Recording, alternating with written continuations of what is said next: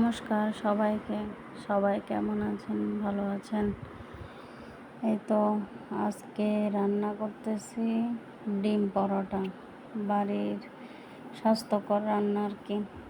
বাজারে যেগুলো হয় এগুলো তো কতদিনের তেল জানি না, অস্বাস্থ্যকর। একদম ভরপুর তেলের মধ্যে ভাজি করে। তো আজকে অল্প তেলে ডিম পরোটা রান্না করতেছি। মেয়েও পছন্দ করে, আমিও পছন্দ করি। তো 3টা ডিম পরোটা ভেজে নিলাম। তো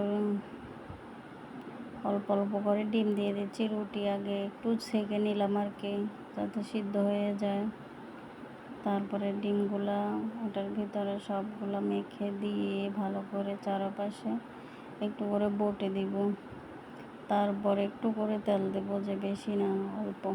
স্বাস্থ্যকর, ঘরের স্বাস্থ্যকর খাবার।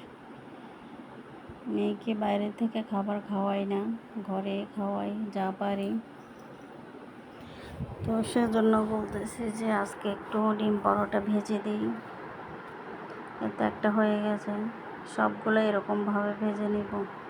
তারপরে একটু শেপ করে নিব, ডিম পরোটা আকারে শেপ করে নিব।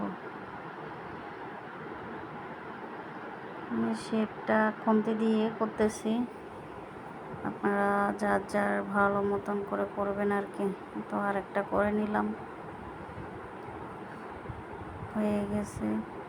এখন মেয়েকে খেতে দিব, আমিও খাবো। অফ ক্যামেরা সবগুলো করে নিলাম। লুচিও 2টা ভেজে নিলাম। সবাই ভালো থাকবেন, টাটা।